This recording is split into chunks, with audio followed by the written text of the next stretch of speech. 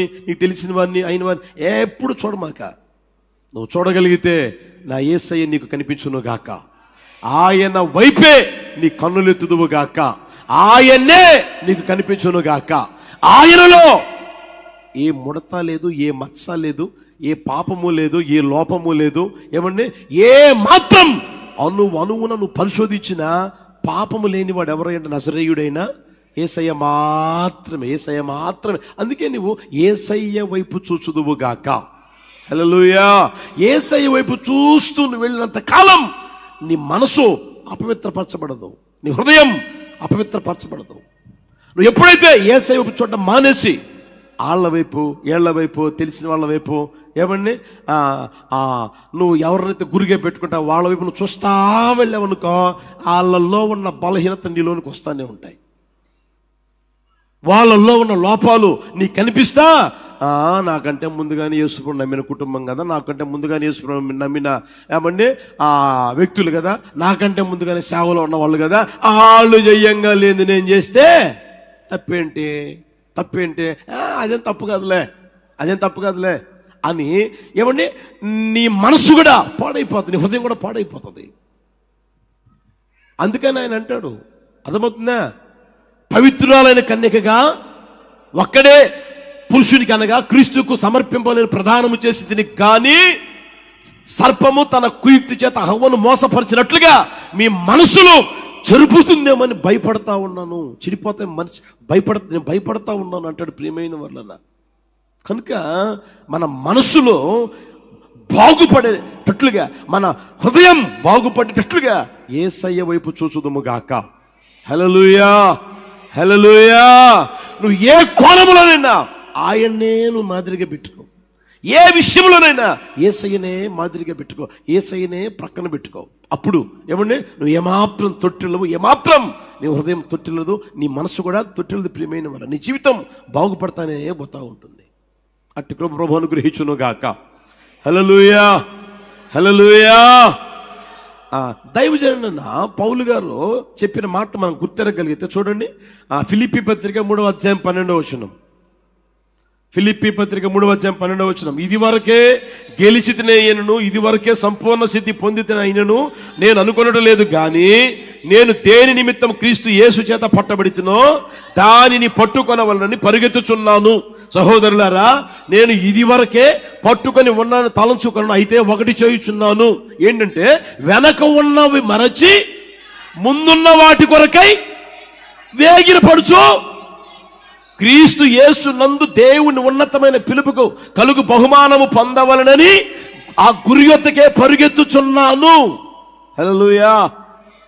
ఆయన చూడండి ఎంత స్పష్టంగా చెప్తా ఉన్నాడు. వెనకున్న మర్చిపోయాడంట. ఇందాక ప్రార్థన చేయించుకుంటే ఒక తల్లి, అన్నా జరిగిపోయి నేను మర్చిపోలేకపోతున్నానన్నా, మర్చిపోలేకపోతున్నా అంటుంది ఒక తల్లి. ఏదో జరిగింది పాపం ఆ కుటుంబంలో, భర్త ఏదో కాస్త దారి తెప్పాడు, సపాంతరంతా తీసుకుపోయి పాడు చేసేసాడు. ఇప్పుడేమో అప్పులు పాలయ్యారు. ఇంకా ఆ మనిషి వదిలిపెట్టడంలే. ఆ మనిషి వదిలిపెట్టకపోతే ఈమె, అన్నా అప్పుడు తీసుకుపోయి అంత పాడు చేశాడన్నా, ఇప్పుడు తీసుకుపోయి ఎంత పాడు చేశాడన్నా, అవన్నీ మరలా ఇప్పుడు మీదకు తెచ్చుకుంటా ఉన్నాడన్నా, నా వల్ల కావట్లేదన్నా, మర్చిపోలేకపోతున్నానన్నా అంటా ఉంది. అర్థమవుతుందా? మనిషి అన్న తర్వాత ఏదో కాస్త కోస్త లోపం ఉంటుంది, కాదనట్లే. అయితే అయ్యే పట్టుకొని వేలాడకూడదు, ఎప్పుడు అవే పట్టుకొని వేలాడకూడదు. వెనకున్నవి ఏం చేయాలి నువ్వు చెప్పండి? మర్చిపోవాలా. వెనుకున్నవు మర్చిపోయి ముందున్న వాటి కోసం వేగిరిపడు. నువ్వు వేగిరిపడుతూ ఉండగలిగితే యేసయ్య కనిపిస్తూ ఉంటాడు. ఆయనే నీ గురి, నిత్యత్వమే నీ గురి, యేసయ్యని చేరడమే నీ గురి. గురి యొద్దకే పరిగెత్తుతూ ఉంటావు. మార్గమధ్యంలో ఎన్నైనా రావచ్చు, ఆటుపోట్లు రావచ్చు, పరిస్థితి తలకిలింగా మారవచ్చు, అయినా సరే అవేవి నీకు కనిపించు ప్రియమైన వాళ్ళ. యేసయ్య వైపే చూడు, గురి యొద్దకే పరిగెత్తు. అక్కడ ఆయన ఉన్నాడు, ఆయన యొద్ద బహుమానం ఉంది. యేసయ్యకి మహిమ కలుగును గాక. హల్లెలూయా. దైవజనుడు పౌలు గారు ప్రియమైన వాళ్ళరా, మీరు హెబ్రీ పత్రిక 11వ అధ్యాయం అంతా చదవండి. భక్తులందరి గురించి చెప్తా వస్తూ ఉంటాడు. విశ్వాసం అనేది నిరీక్షించబడు అక్కడ నిజ స్వరూపము ఏమండి ఉన్న వెనుటకు రుజువునై ఉన్నది అని అక్కడ ప్రారంభించి ఏమండి విశ్వాసమును బట్టి పెద్దలు సాక్ష్యం పొందిరి అని అక్కడ ప్రారంభిస్తాడు. హానోకు అంటాడు, కయ్యూను అంటాడు, మొత్తం ప్రారంభించుకుంటా వస్తాడండి. దావీదు గురించి చెప్తాడు, నోవాహు గురించి అంటాడు, హానోకు గురించి చెప్తాడు, మోషే గురించి, అబ్రహాం గురించి, ఇస్సాకు గురించి, యాకోబు గురించి. ఏమండి ఇంకా ఏమి చెప్పుదును, చాలా ఉన్నాయి. విశ్వాసం ద్వారా ఏమండి రాజ్యాలు జయించారంటాడు, విశ్వాసం ద్వారా చంపబడ్డారంటారు, కొట్టబడ్డారంటారు. ఏమండి ఇవన్నీ చెప్పుకుంటా వచ్చి 12వ అధ్యాయంలోకి వస్తే చూడండి ఏం చెప్పాడు ఆయన. ఎంత గొప్ప సాక్షి సమూహము మేఘం వలె ఆవరించి ఉన్నందున మనము కూడా ప్రతి భారమును సులువుగా చిక్కులు పెట్టు పాపమును విడిచిపెట్టి విశ్వాసమును కర్తయు దాన్ని కొనసాగించువాడు యేసయ్య వైపు చూచుచు. హల్లెలూయా. ఎవరి వైపు చూడమన్నాడు ఆయన? ఆ కయ్యూను గాడు ఉన్నాడు, వాడి వైపు చూడండి. లేకపోతే హానోకు గాడు ఉన్నాడు, హానోకు వైపు చూడండి. తర్వాత నోవాహు ఉన్నాడు, నోవాహు వైపు చూడండి. తర్వాత అబ్రహాం వచ్చాడు, అబ్రహాం వైపు చూడండి. ఇస్సాకు ఉన్నాడు, ఇస్సాకు వైపు చూడండి. యాకోబు ఉన్నాడు, యాకోబు వైపు చూడండి అని చెప్పుకుంటా రావాలి. 12వ అధ్యాయంకి వచ్చేసరికి ఏమండి పూర్తిగా మార్చేశాడు. ఆయన రాసిన ఆ సమస్త మార్చేసే. ఇంత గొప్ప సాక్ష్యమోహం మేఘంలో ఆవరించి ఉంది కనుక మనం ఏం చేయాలంటే ప్రతి భారాలు ఉంటాయి, లేకుండా ఎట్టుంటాయి? ఓ ప్రక్క భారాలు ఉంటాయి, ఓ ప్రక్కన సులువుగా చిక్కులు పెట్టే పాపాలు ఉంటాయి. ఓ ప్రక్కన భారాలు ఉంటాయి, ఓ ప్రక్కన సులువుగా చిక్కులు పెట్టే పాపాలు ఉంటాయి. మధ్యలో నువ్వు ఉంటావు, మధ్యలో నువ్వు ఉన్నావు.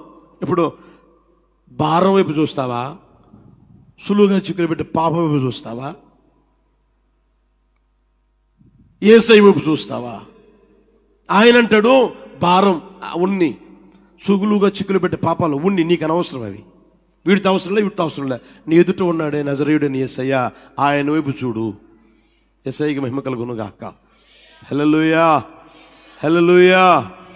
కనుక ప్రియమైన వాళ్ళరా మన వ్యక్తిగత జీవితాన్ని గుర్తెరుగుదుము గాక.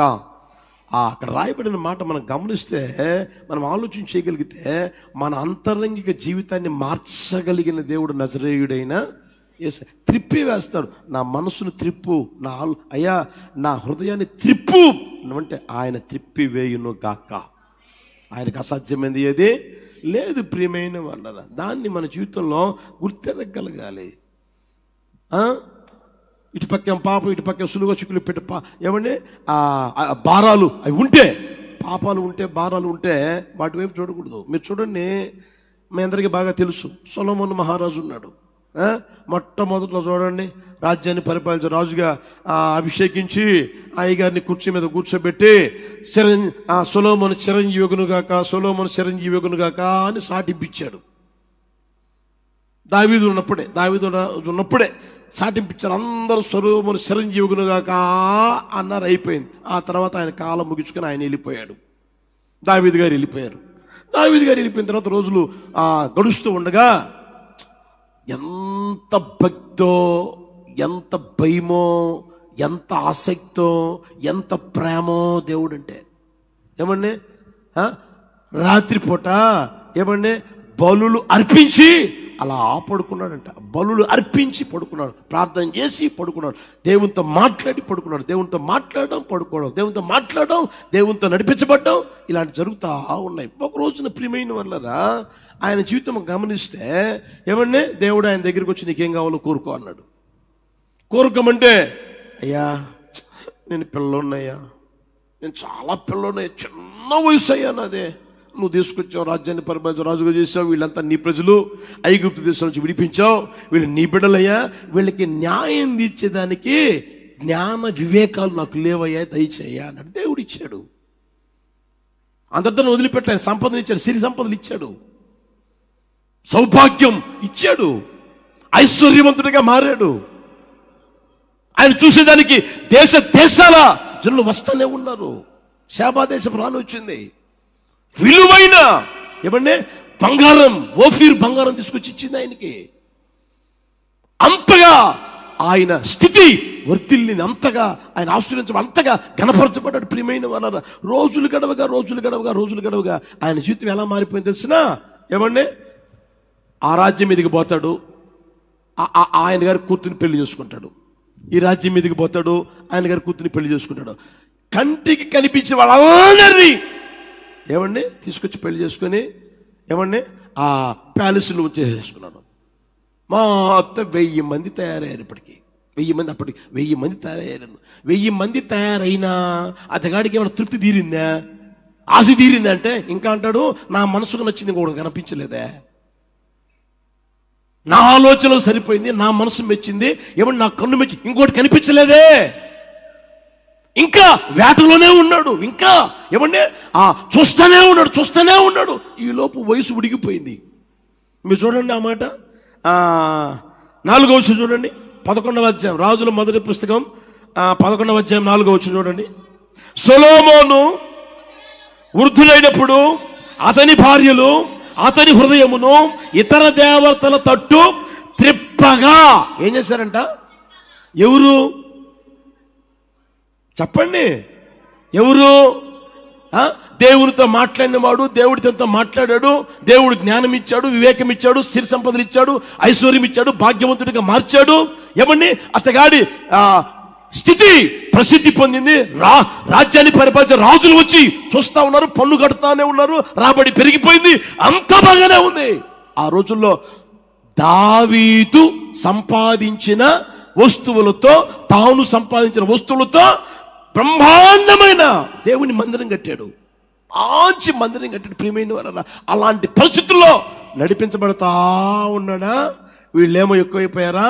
ఏమండి ఒకరితోనే ఏగడం కష్టమైతే ఇప్పుడు చెప్పండి, అయ్యగారి పరిస్థితి ఏంటంట? 1000 మంది, ఇంకెట్టుండదు పరిస్థితి ఆలోచన చేసుకోండి. జుట్టు పెట్టుకుని పీక్కొని ఉంటాడేమో నేను అనుకుంటున్నా. ఇప్పుడు ఒకరికే పీక్కుంటా ఉన్నారు, అవునా కదా? ముందుకడుగు వేళ వెనకడుగు వేళ ఏంటి పరిస్థితిని పీక్కుంటా ఉన్నారు. మరి 1000 మంది. అలాంటి పరిస్థితుల్లో భార్యలు ఏం చేశారంట? అతని హృదయాన్ని ఏం చేశారంట? ఇతర దేవతలు త్రిప్పేశారంట. ప్రియమైన వాళ్ళారా, ఏ స్థితిలో ఉన్నవాడు ఏ స్థితిలోనికి వచ్చాడు? అతని హృదయం ఎలా మారిపోయింది, ఎలా మార్చబడిపోయింది? ఒకప్పుడు ప్రార్థనాపరుడివే, ఒకప్పుడు విశ్వాస వీరుడివే, ఒకప్పుడు అనేకులకి దేవుని వాక్యాన్ని చెప్పి మందిరానికి తీసుకొచ్చిన వ్యక్తివే, ఒకప్పుడు ఉన్నతమైన స్థానంలో ఉన్న వ్యక్తివే, ఒకప్పుడు అనేకుల ద్వారా పొగడబడిన వ్యక్తివా, అనేకుల ద్వారా కొనియాబడబడిన వ్యక్తివి, అనేకుల ద్వారా ఘనపరచబడిన వ్యక్తివి. ఈ రోజున ఇతర దేవతలు ఎలా పూజిస్తున్నావు? గమనించి సహోదరుడా, సహోదరి,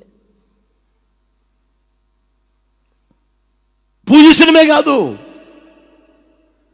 అర్థమవుతుందా? మీరు చూడండి అక్కడే 7వ వచనం చూస్తారా? సొలొమోను కేమోసు అను మోయాబీయుల హేయమైన దేవతకును, మొలెకు అను అమ్మోనీయుల హేయమైన దేవతకును యెరూషలేము ఎదుటనున్న కొండ మీద బలిపీఠం కట్టేసిన తమ దేవతలకు ధూపం వేయించు బలులు అర్పించుచుండిన పరస్త్రీలైన తన భార్యల నిమిత్తం. ఎవరి నిమిత్తం చేశాడంట? ఆయన చెడగొట్టింది ఎవరంట? అందుకే ఇంటికి వెళ్ళాలు చెప్పొచ్చుగా. అందుకే ఇంటికి ఏంటంట ఇల్లాలు చూస్తున్నారు. ఇంటికి వెళ్ళాలి ఎవరంట? దీపం. కుటుంబం పాడు కావాలన్నా కుటుంబం మిమ్మల్ని కాదులే అన్నదే. సొలొమోను భార్యలు కదా మిమ్మల్ని నేనెందుకంట? ప్రభు మిమ్మల్ని దీవించును గాక. హల్లెలూయా, హల్లెలూయా, హల్లెలూయా.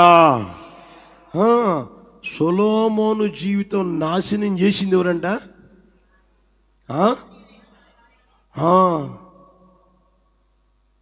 ఆ మధ్య వచ్చి ఒక తల్లి నా దగ్గర ఏడుస్తూ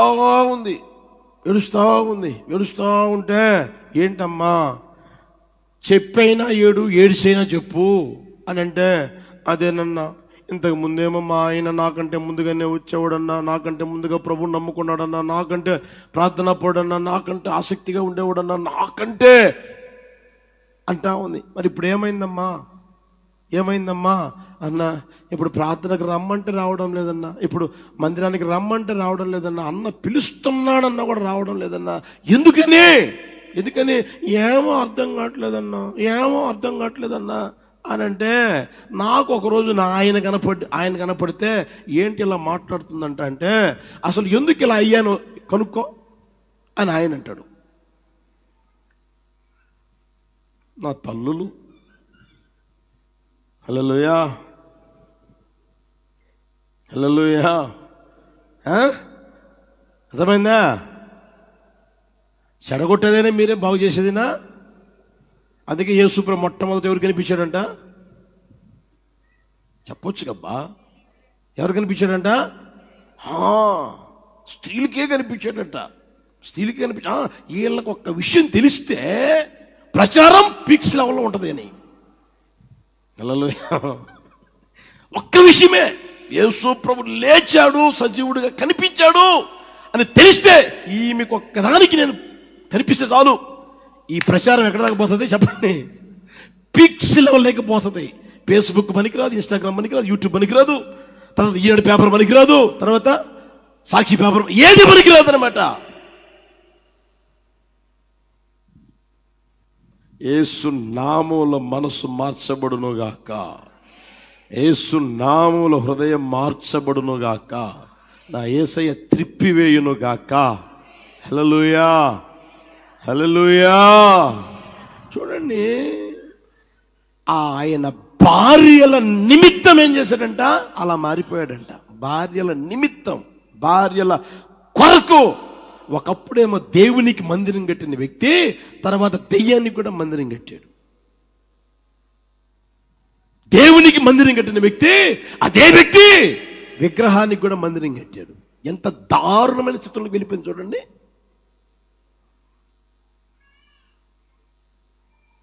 ఒకప్పుడు దేవుడు అన్నాడు దావీదుతో, దావీదు నేను కన్నాను నా కుమారుడు అంటావేమో.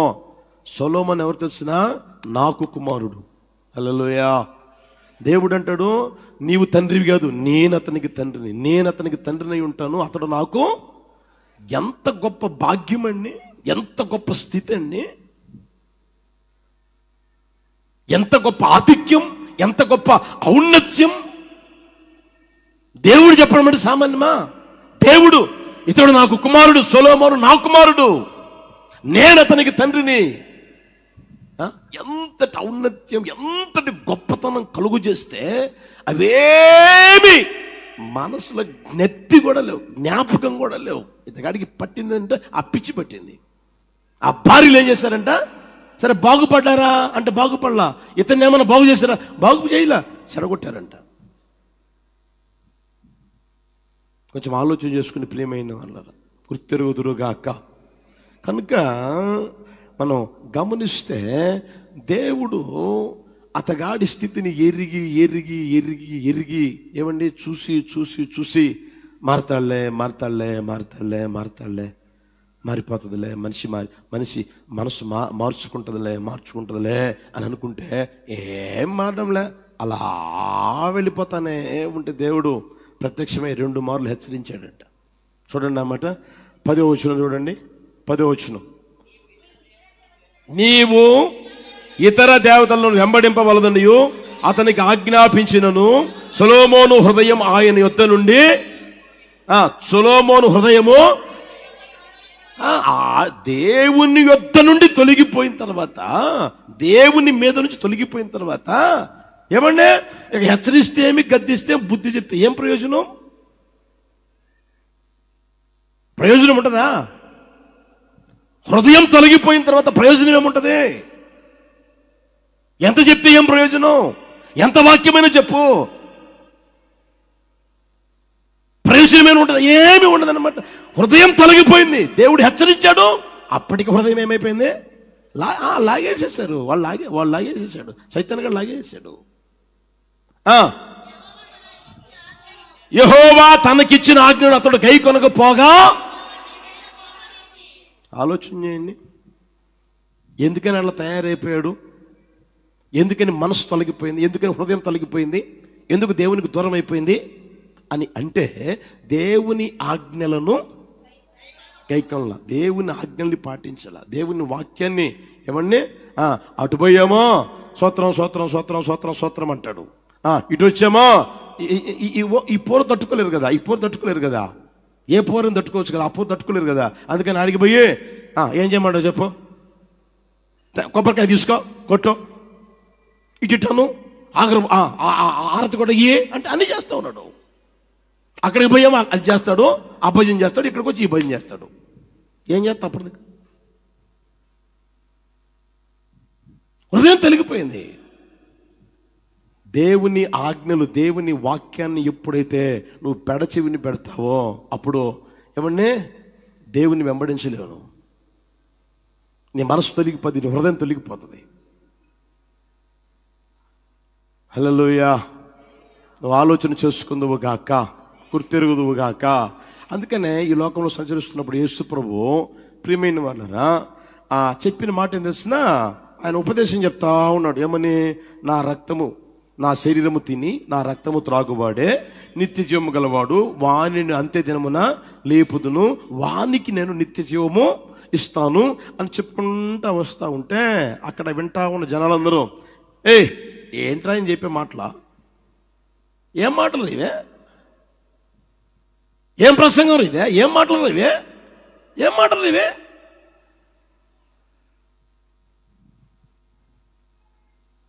ఇదొక ప్రసంగమా? ఇదొక మాటలా? ఏమైందిరా? అదేరా, ఆయన శరీరం ఎట్లా తింటాం మనం? ఆయన శరీరం ఎలా తింటాం మనం? ఆయన రక్తం ఎలా తాగుతాం? ఆయన ఏమైనా శరీరాన్ని కోసి పెడతాడా? రక్తాన్ని ఇచ్చేస్తాడా తాగేదానికి? ఆయన మనిషి శరీరం ఎట్లా తింటావురా? మనిషి రక్తం ఎట్లా తాగుతావురా? ఏం మాటలు ఇవే అని ఒకరితో చెప్పుకొని అందరూ పోయారట, అందరు వెళ్ళిపోయారట. అందరు వెళ్ళిపోయిన తర్వాత ఇప్పుడు చూడండి 6:67 చూడండి, యోహాను సువార్తమానం 6:67 చూడండి.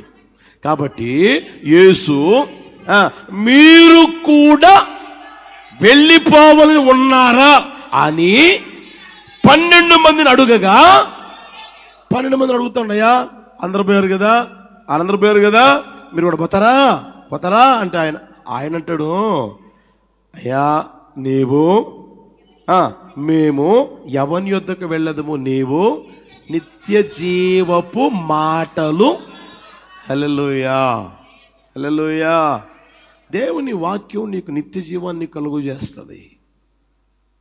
ఆ దేవుని వాక్యం నువ్వు పెడచి విని పెడితే నీకు నిత్య జీవం కలిగేది ఎలా? నేనున్నాను, దేవుడు నన్ను పిలిచింది వాస్తవమే, ఏర్పరచుకుంది వాస్తవమే, చెప్తాను కదా ఇలా ప్రభు నాతో మాట్లాడాను అన్నది వాస్తవమే, కాదన్నంలే. దేవుని వాక్యాన్ని పెడచి విని పెడితే నాకు నిత్య జీవం కలుగుతుందా?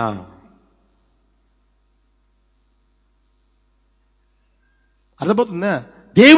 దేవుని వాక్యమే కదా నిత్య జీవం ఇచ్చేది. ఆ మాట చూడండి, అక్కడ ఏమంటాడు ఆయన? నీవే నిత్య జీవపు మాటలు గలవాడు.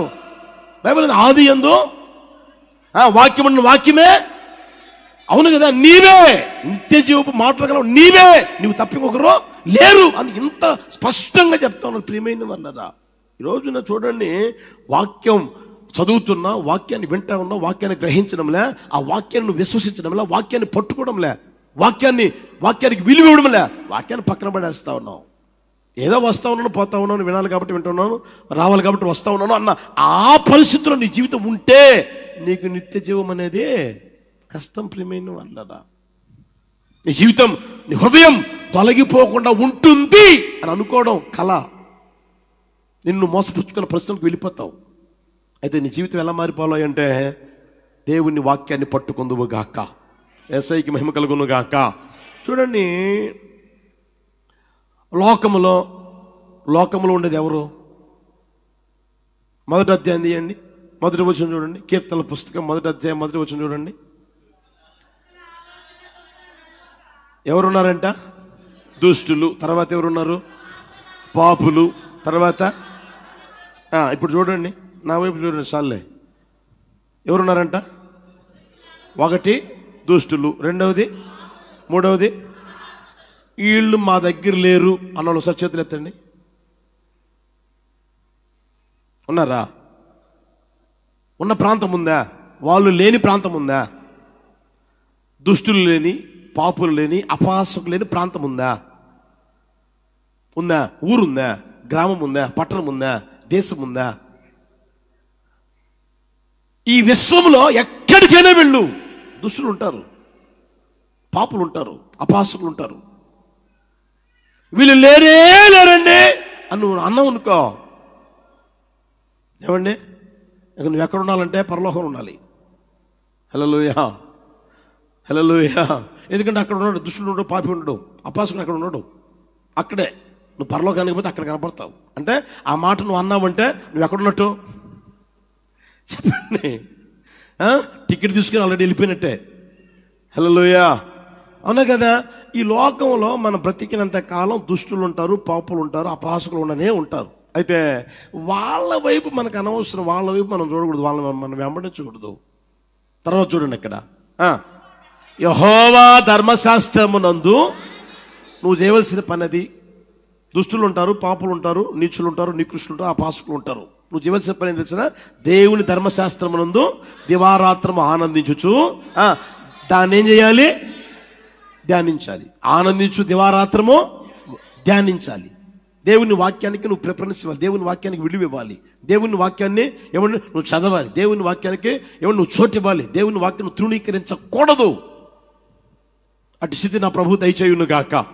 హల్లెలూయా, హల్లెలూయా. ఆ తర్వాత నీ జీవితం ఎలా మారుతుందో అక్కడ ఉంది చూడండి.